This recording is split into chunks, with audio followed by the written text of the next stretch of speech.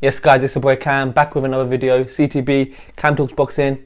Let's talk about Canelo and whether he should move back up to 175 pounds light heavyweight next year.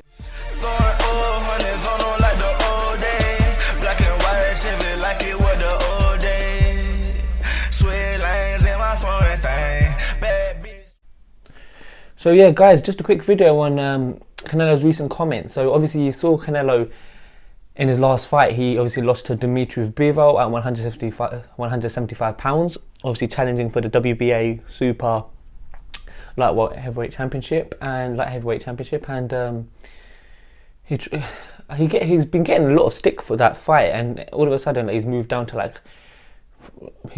on a lot of people's pound for pound list. Personally, I mean, of course I think Usyk's number one now, but still think he's top three, to be honest. Look at his resume, look what he's done, and you got to take into context he went up a division. You know, he's not huge at 168, to be honest, let alone 175 pounds. So Canelo's recently said, I think it was a couple of days ago, it was definitely this week, he said that he's looking to move back up to 175 pounds after the Triple G trilogy. And I just wanted to get your thoughts on this. My initial thoughts, it just once again proves why he's going to be in the Hall of Fame, why when it's all said and done he's going to be known as one of the greatest Mexican fighters of all time. Look, he's daring to be great. And for those of you who are saying he's ducking Charlo, ducking Benavidez, etc., Boo Boo, he's not. Benavidez said himself he's not getting the fights at 168.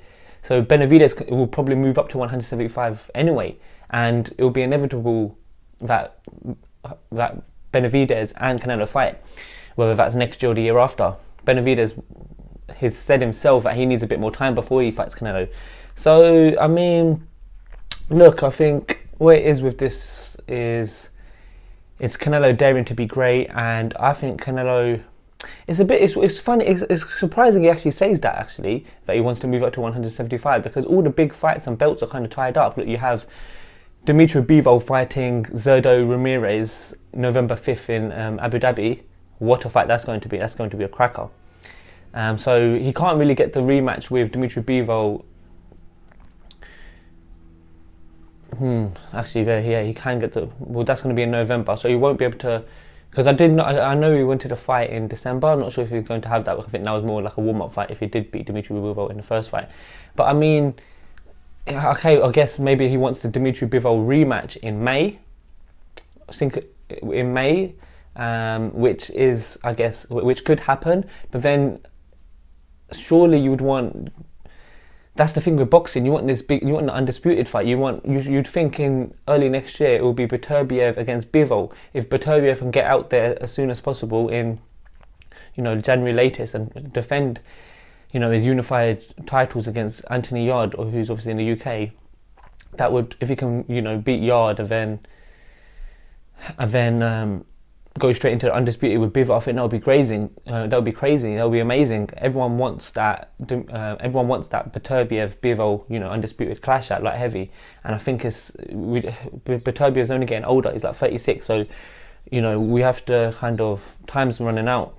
So it's kind of strange that it's interesting, to be fair, that Canelo wants to move up to 175 pounds. It's not really good if we want that undisputed fight, because then what might happen is, I think you've got Joshua Buatsi waiting in there as well for mandatory. So Dimitri Bivol could also fight.